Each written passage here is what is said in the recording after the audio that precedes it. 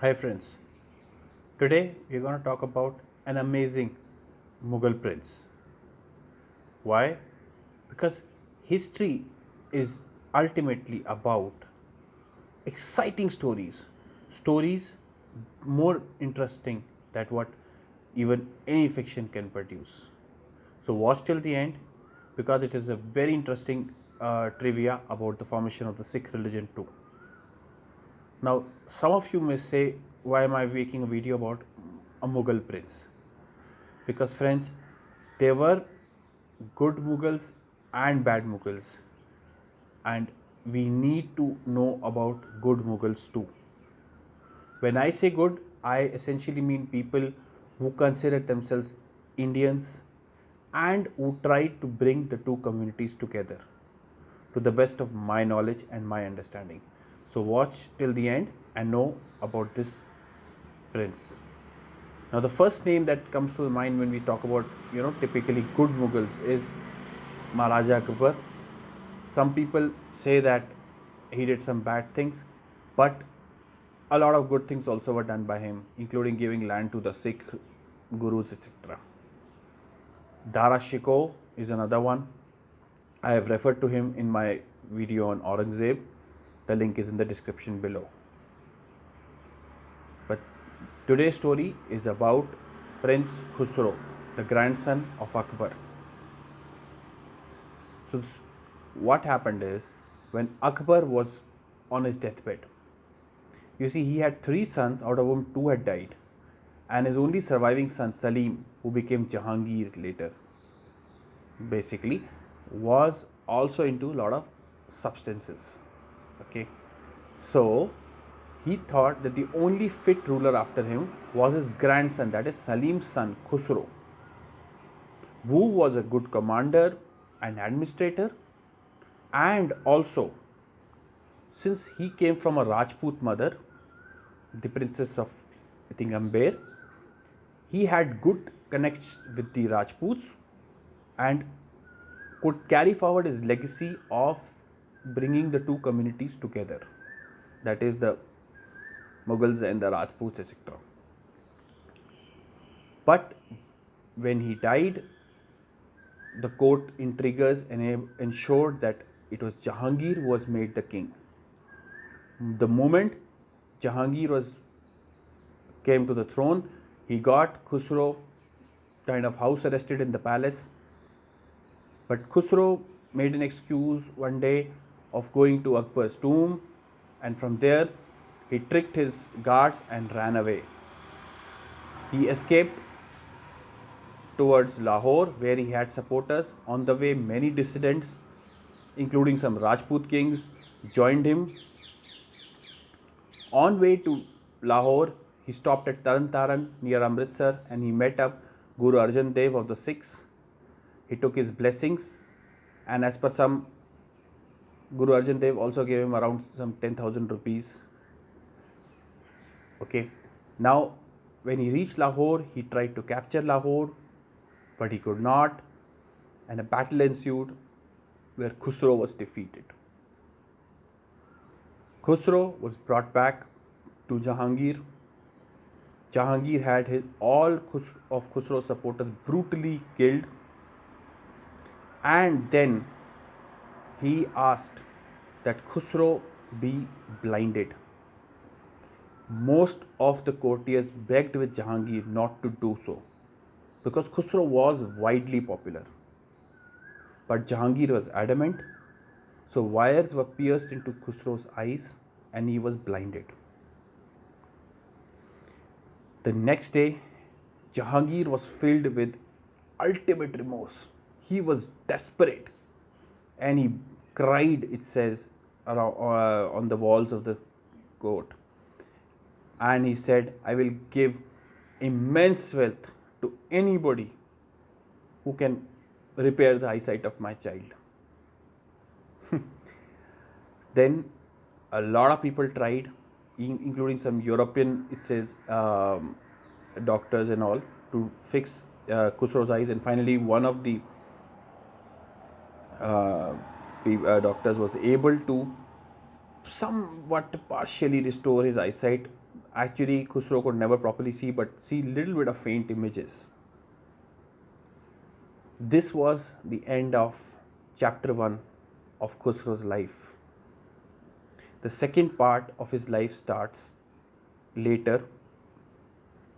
Jahangir by that time was married to the famous Noor Jahan, and his younger brother Khurram, who was to later be renamed as Shah Jahan, was on the rise.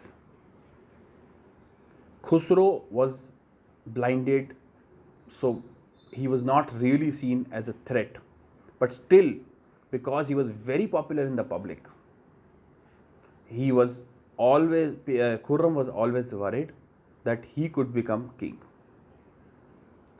Noor Jahan sensed that Khurram would get him killed, and Noor Jahan was very ambitious herself, as I have talked about in my video on Noor Jahan separately. The link is in description below. So Noor Jahan made him an offer that Khusro should marry her daughter Ladli Begum. But Khusro was very devoted to his wife. Okay, and in those days kings used to take many wives. So, but Khusro refused. One reason also was that Ladli Begum, basically since she was Noor Jahan's daughter, was essentially a half sister to him, right? But in those days these morals did not matter.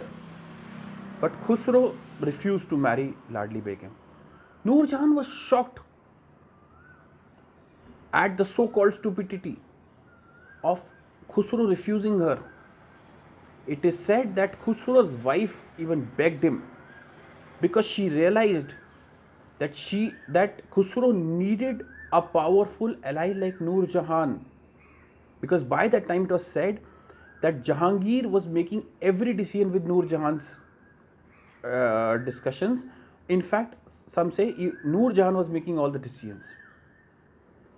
Khusro, with Noor Jahan's help, could have become king, or at least made sure that Shah Jahan could not get him killed. But Khusro refused, and once Noor Jahan lost interest with him and got her daughter married to Shahryar, the third brother, the way was open now for Shah Jahan to get rid of Khusro. When Shah Jahan was given the charge of the campaign in the Deccan, he demanded the custody of Khusro.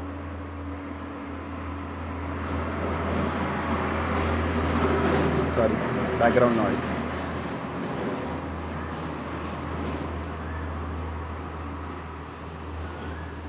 With the excuse that Khusro may try to do a rebellion. But when Khusro was handed over to Shah Jahan, everybody from Jahangir to Noor Jahan knew what Shah Jahan was going to do with Khusro. Sometime later, in the Deccan, one day Shah Jahan's men entered Khusro's room and got him killed, and made the excuse, they say, that he died on his own. Jahangir was furious with Shah Jahan, but he had signed the death warrant of Khusro. That was the end of this prince's tragic life. When Jahangir had him buried in Allahabad, for a long time, many commoners would collect at the tomb of Khusro, because he was such an inspiration to the common man, till Jahangir had it stopped. Khusro was in the public's imagination for a long time to come. Shah Jahan, who had multiple wives apart from Mumtaz Mahal, is remembered in history as the epitome of love for having built the Taj Mahal. But this prince, who ended up losing his life because he refused to marry another princess, has been forgotten. Finally, friends, the trivia about Sikhism. You see, it is because Guru Arjan Dev blessed him, or as some say financially helped him, that Jahangir, had Guru Arjan Dev tried, for treason